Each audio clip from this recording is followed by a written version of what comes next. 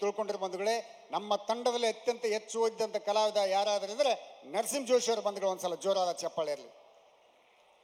ಈ ಪುಣ್ಯಾತ್ಮ ಎಷ್ಟು ಓದ್ಕೊಂಡ್ರೆ 10ನೇ ಕ್ಲಾಸ್ 5 ಸಲ ಫೇಲ್ ಆಗ್ಯಾನ್ರಿ. ಅಂತ ಪ್ರತಿಭಾವಂತ ಇವ್ರ ಬಗ್ಗೆ ನಾನು ಸಹಜವಾಗಿ ಹೇಳಿದೆ ಬಂಧುಗಳೇ. ನಮ್ಮ ತಾಯಿ ಒಂದು ಮಾತು ಹೇಳ್ತಿದ್ಲು ಯಾವಾಗಲೂ, ಯಪ್ಪ ದೇವರಿಂದ ಹೊರ ಪಡೆದು ಹುಟ್ಟಿದೆ ಅಂತ ಹೇಳ್ತಿದ್ಲು ಬಂಧುಗಳೇ.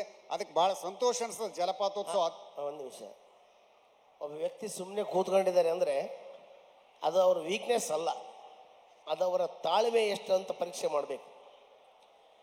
ನಾವು ನಿಮ್ಮನ್ನು ಪರಿಚಯನೂ ಮಾಡಿದಿಲ್ಲ, ನೀವು ನಮ್ಮ ಪರಿಚಯ ಮಾಡೋ ಅವಶ್ಯಕತೆ ಇದ್ದಿದ್ದಿಲ್ಲ. ನಾನು ಎಷ್ಟು ಓದಿನ ಅಂತ ಹೇಳಿದ್ರಿ? 10ನೇ SSLC 5 ಸಲ ಓದಿದ ಅಂತ ಹೇಳಿದೆ. ನಾನು SSLC 5 ಸಾರಿ ಓದಿದಾನ ಅಂತ ಹೇಳಿದೆ. SSLC 5 ಸಾರಿ ಓದಬೇಕಾದ್ರೂ ತಾಕತ್ತು ಬೇಕು ಮನುಷ್ಯನಿಗೆ. ನೀವೇನು ಓದಿರಿ? ನಾ BA ಓದಿ. ನಾನು ಓದಿದ್ದೆ 2 ಅಕ್ಷರ. SSLC ದೊಡ್ಡದು, BA ದೊಡ್ಡದು.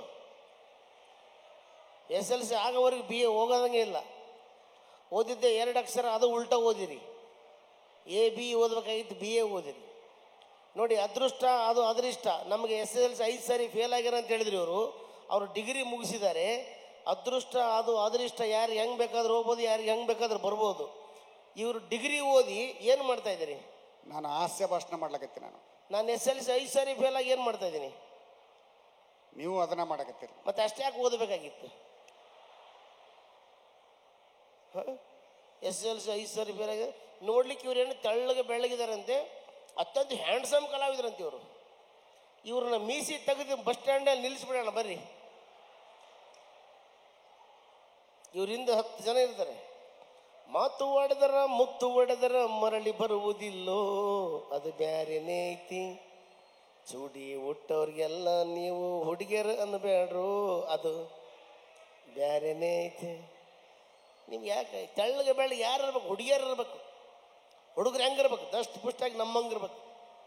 ಇವರು ಏನು ಹೇಳಿದ್ರು ನಿಮ್ಮ ತಾಯಿಯರು? ಅನಿಲ್ ಕಪೂರ್ ಕಂಡಂಗೆ ಆಗ್ತಾರಂತ ಇವರು. ಅನಿಲ್ ಕಪೂರ್ ಯಾವಾಗ ಈ ರೇಂಜಿಗೆ ಬರ್ತಾನಂದರೆ ಅವರಿಗೆ 4 ವರ್ಷ ಕಂಟಿನ್ಯೂ ಟೈಫಾಯ್ಡ್ ಆಗಬೇಕು. 4 ವರ್ಷ ಕಂಟಿನ್ಯೂ ಟೈಫಾಯ್ಡ್ ಆಗಿ ಅಡ್ಮಿಟ್ ಆದರೆ ಅನಿಲ್ ಕಪೂರ್ ಈ ರೇಂಜಿಗೆ ಬರ್ತಾನೆ. ಮತ್ತೆ ಇವ್ರ ಇವ್ರ ತಾಯಿ ಹೇಳಿದ್ರಂತೆ, ಇವರು ದೇವರಿಂದ ಹೊರ ಪಡೆದು ಹುಟ್ಟಿದಪ್ಪ ಅಂತೇಳಿ, ದೇವರಿಂದ ಹೊರ ಪಡೆದು ಹುಟ್ಟಿರಂತ ಇವರು. ಮತ್ತೆ ನಮ್ಮಪ್ಪ ನಮ್ಮ ನನ್ನೇನು ಇಂಟರ್ನೆಟ್ನ ಡೌನ್ಲೋಡ್ ಮಾಡ್ಕೊಂಡಿದಾರ? ನಾವು ದೇವರಿಂದ ಹೊರ ಪಡೆದು ಹುಟ್ಟಿದ್ವಿ, ನಮ್ಗೆ ಅಖಂಡ ಆಶೀರ್ವಾದ ಆಗಿದೆ, ಹಿಂಗಿದ್ವಿ ನಾವು.